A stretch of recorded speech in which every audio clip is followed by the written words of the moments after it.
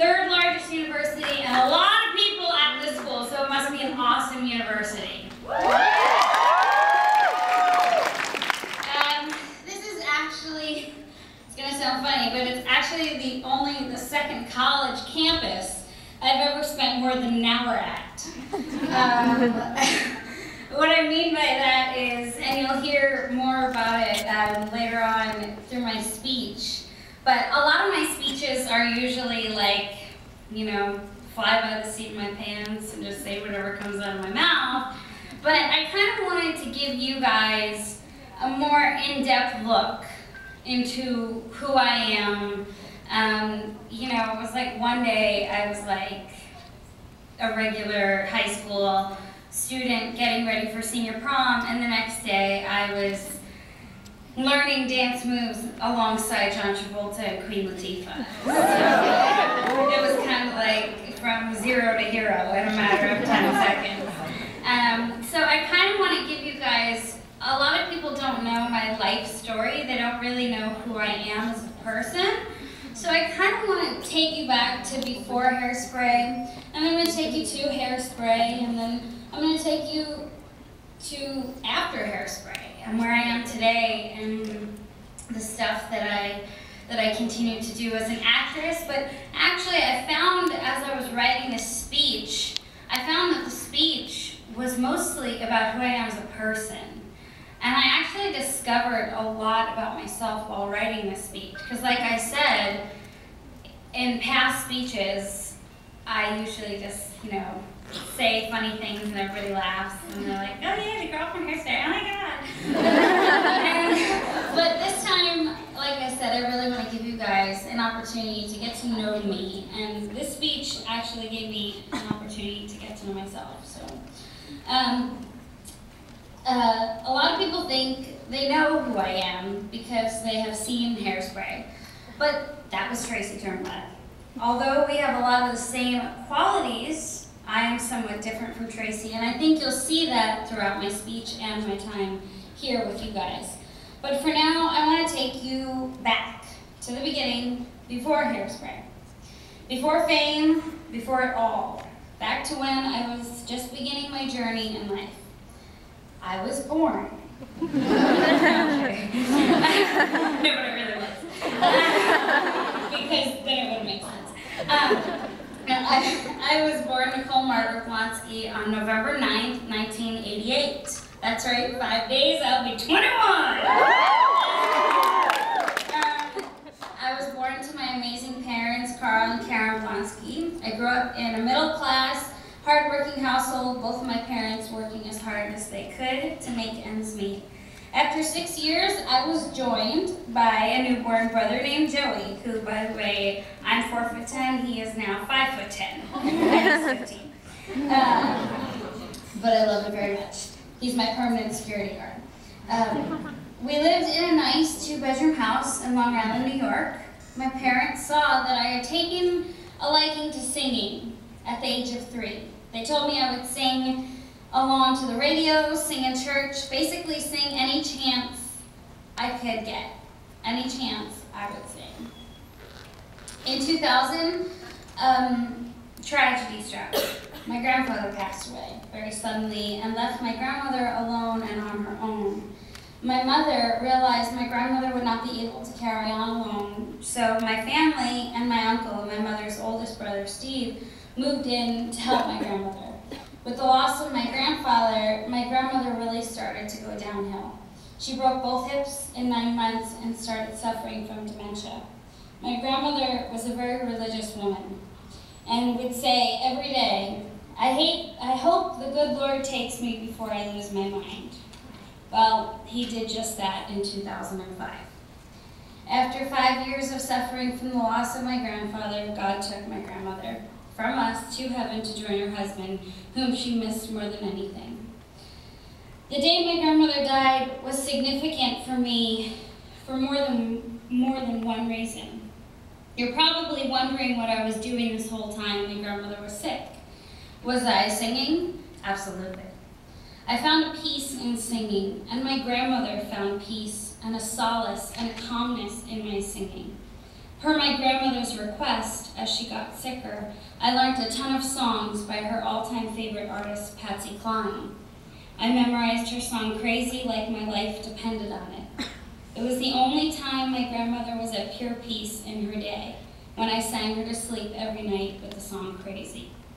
I was also doing my high school shows, working a part-time job at a Cold Stone ice cream store, was an avid member of my school's improv troupe, babysat to make extra cash on weekends, was going to high school, and after that I had come home to help my mom take care of my grandmother, whether it was feeding her, taking care of her, changing her clothes, whatever she needed.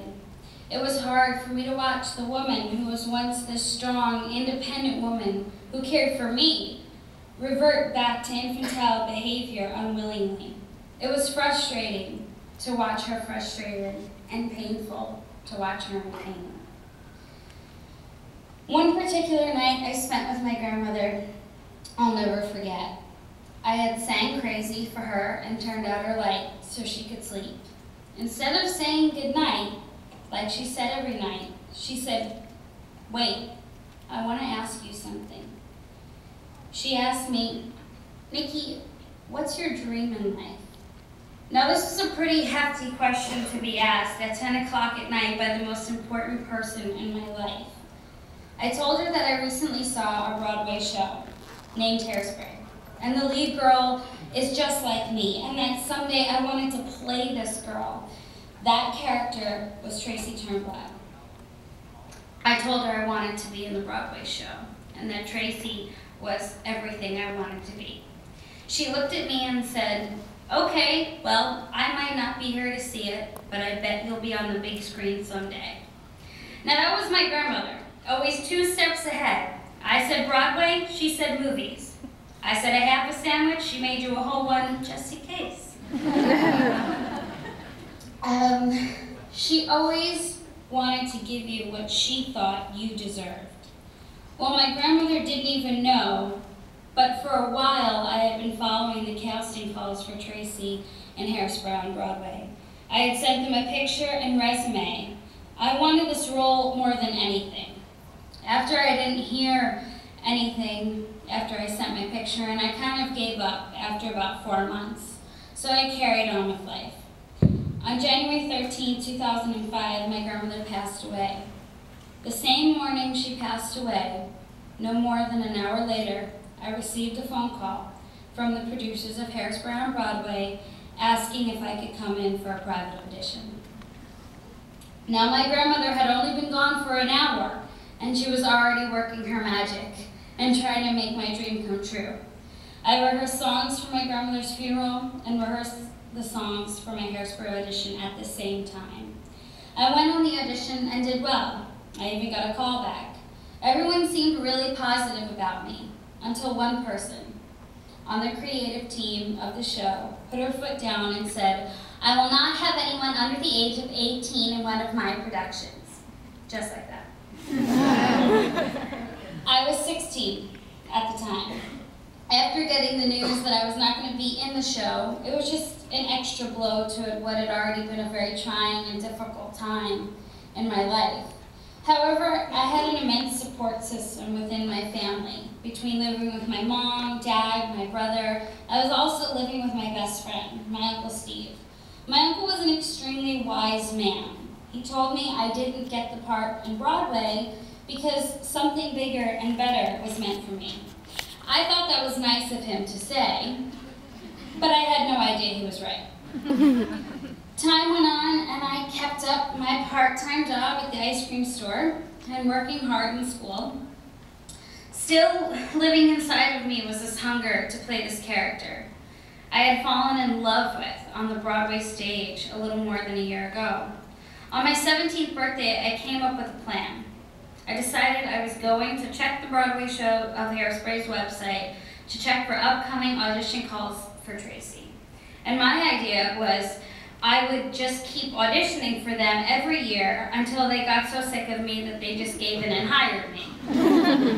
I guess you could call it persistence or stalking. Well, I went on the website and saw something that would change my life forever. It was a headline saying, "We're casting the movie." I automatically scrolled down to find the age specifics and everything else, all the other requirements. I was so scared that the starting age would be 18 like Broadway. However, to my surprise, the ages were 17 to 24. I felt like I had hit a gold mine. I saw the open call auditions and all the information and decided to take this risk, not only for me, but for my family and my grandmother. I went on the initial audition, and after that, I went through 4 more callbacks in several states over a course of 6 months. It was a crazy time. It was crazy every time I went back there. There were all these girls. I later found out that there were over 3,000 girls that had auditioned for Tracy. Time went on, and then the casting directors called my mom one day. Do I need this? Or are these on? Oh, these are on. Sorry. I'll carry on. See, this is the part of getting to know me I was telling you about. I have these moments. My mom calls them ditzy moments.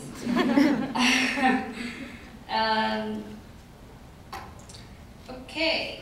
Well, this is fun. Can't read my own handwriting.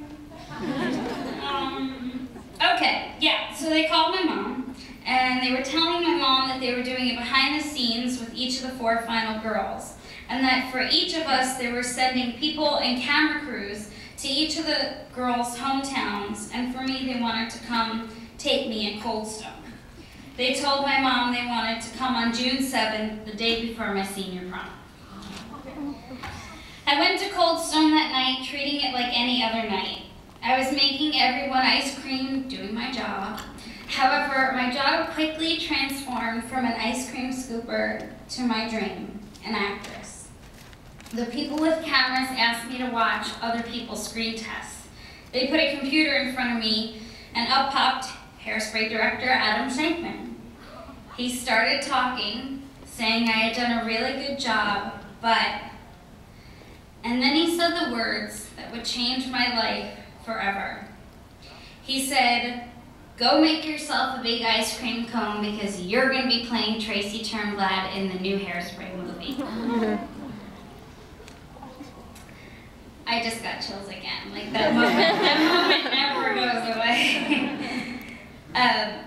I fell off my chair, screaming and crying. My coworkers were freaking out, as well as my family and my teachers. I invited to come see what was going to happen. I live in a really small town. So when a camera crew's coming to your town, I didn't tell any of my friends that I had auditioned, by the way, because in case I didn't get it, I didn't want to have to explain why. But I told my teachers because they were the ones that were letting me skip school to go to the auditions. So I figured the least I could do was invite them to the night of action at the ice cream store. Everybody was freaking out, and the first thing I did when I got the news was ask for his cell phone, and I called my Uncle Steve. During the whole audition process, he would say, "This job is yours, kid," and then I'd make him knock on wood because I'm superstitious. He was thrilled to hear the news, and all he said was, "What did I tell you?" After that, I went into an immediate interview with E.T. Mascara running down my face, the whole 9 yards. It all happened so fast. Before I knew it, I was up in Canada filming alongside John Travolta, Christopher Walken, Queen Latifah, Michelle Pfeiffer, and numerous other Hollywood stars. The cast and crew, yes, Zac Efron. He was there, just for a couple of minutes, he was there. He just came for the kissing scene, that was it. All the other scenes, that was his body double.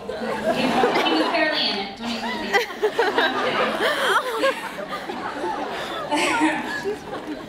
My dream had come true. The cast and crew was amazing, and I was living my dream of playing Tracy Turnblad. I was so excited to be making this movie and playing this part that I forgot people were actually going to see it. But boy, did people see it.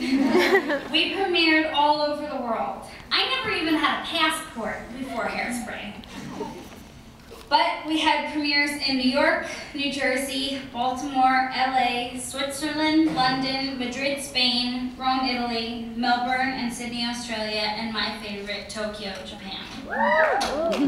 Oh yeah, they shipped me around this world. They were like, get on a plane and don't come back until you go to every country. I went from the girl in high school no one knew to the girl known around the world for my fairy tale-like story. In Japan, they called me their American princess. I got to bring my family to some of the premieres, but my mom came to all of them with me. She was my comfort and my strength and protected me from the craziness that can sometimes be this business. My favorite premiere was the New York premiere. Being from New York and having a hometown premiere was amazing. I sat in the theater next to my dad and my Uncle Steve. I held my uncle's hand as he cried during the opening scene. All that kept going through my head was his words of encouragement through this whole journey. He was the one who kept saying, "This role is yours." And after Good Morning Baltimore finished, I leant over to him and said, "You were right. I guess this role is mine." And he said, "It was yours all along." After all the promotional premieres were over, I went down to Shreveport, Louisiana to film a Lifetime movie called Queen's Eyes, which required me once again to leave my family, this time for 5 weeks. Not as long as Hairspray, which required me to move to Canada for 6 months, but wow. Queen's Eyes was 5 weeks in Louisiana. Then after filming that, I had to rush back to New York the night we wrapped so I could start a 2-day rehearsal for the Macy's Thanksgiving Day Parade. Ever since I was a little kid, I dreamed of being on one of those floats performing. And with Hairspray, another one of my dreams came true. I stayed in Manhattan and rehearsed for 2 days, and then came Thanksgiving. The parade was incredible. I was in between Ashley Tisdale and Corbin Bleu. It was very cool. I was so excited. No, they're really great people, but anyway. I danced and sang while going down over 50 blocks in New York City. I felt like a queen, and it was amazing. After the parade, I went home, and my uncle was there to greet me at the door. He told me how great the parade was. A couple of days went on, and then his birthday came, 2 days after Thanksgiving. But he just didn't seem like himself. I was concerned. This was my best friend, my confidant, my uncle. But he wasn't the uncle that I knew. We knew he was depressed ever since my grandmother died, but he refused any help we tried to give him. Ever since she passed, he would get really depressed around this time of the year because my grandmother would cook a big family dinner for Thanksgiving, and without her and my grandfather, it just never felt the same.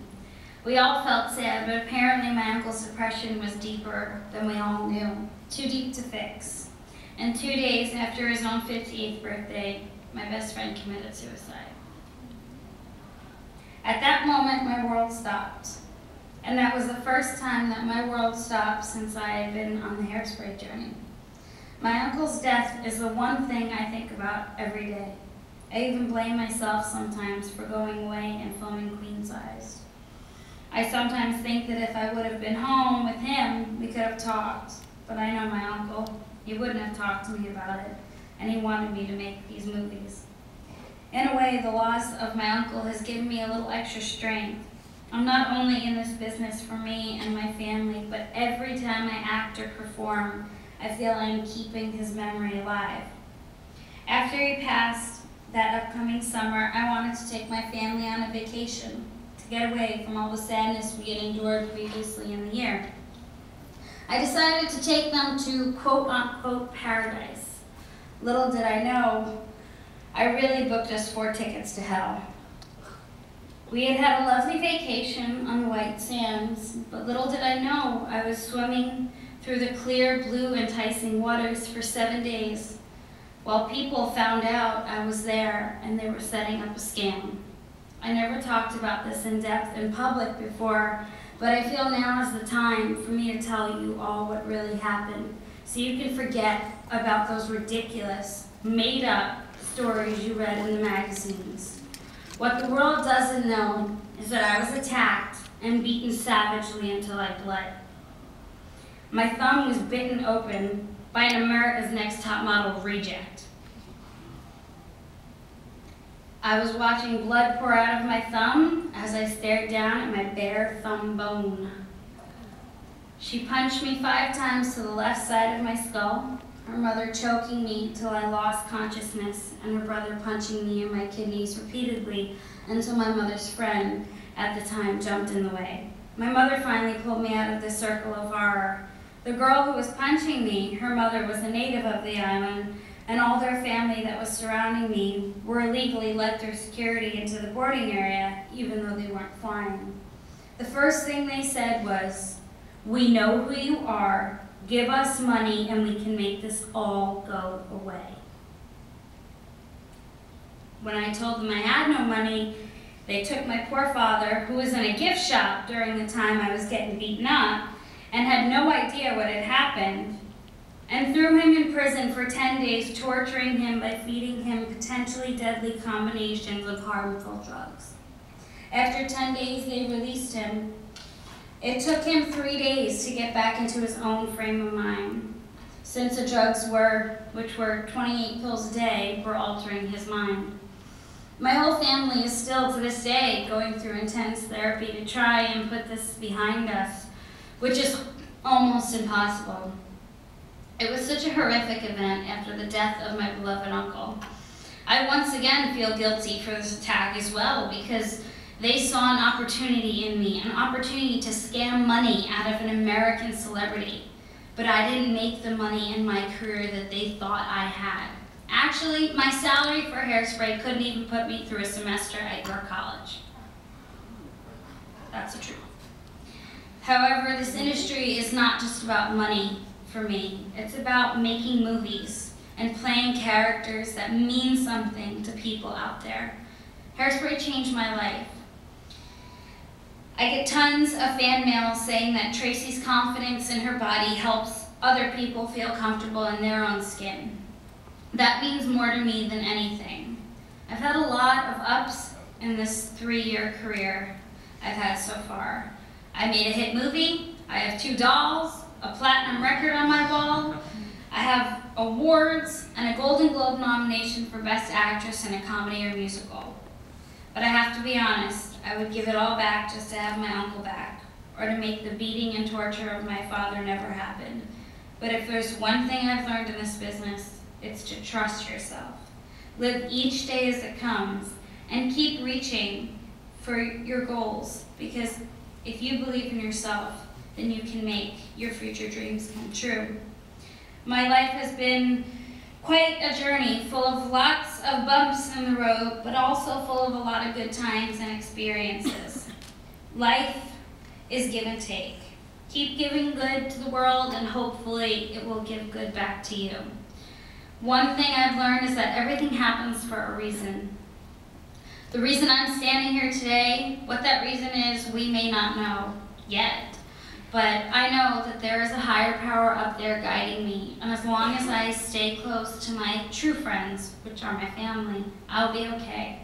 I started this journey 3 years ago in an ice cream store, and now, almost 4 years later, 5 days before my 21st birthday, I've given you, people who joined me here tonight, one of the most in-depth looks into my life. So when you leave tonight, I hope you think of me as your new friend Nikki, rather than Nikki Blonsky, the girl from Hairspray. Because after all, I am just another 20-year-old, college-age student sharing a story with you. I thank you all for coming out tonight. I thank the University of Central Florida for having me, my cousin Lauren Rim, who's a student here, for coming out, for Jessica Katz, who made this all possible, and to my mom, who's traveled every place on this 3-year-long stop crying journey with me. She's my best friend. I leave you with this. I've been up, I've been down, I've been all around. But the most important thing is that I've been me the whole time. Never lose or deny who you are. Embrace yourself and love yourself. You only get one chance to be you, so go big or go home. And one more thing, life is like the lottery. I mean, look at me. I'm a walking billboard for taking chances. So take chances and live your lives to the fullest. Thank you.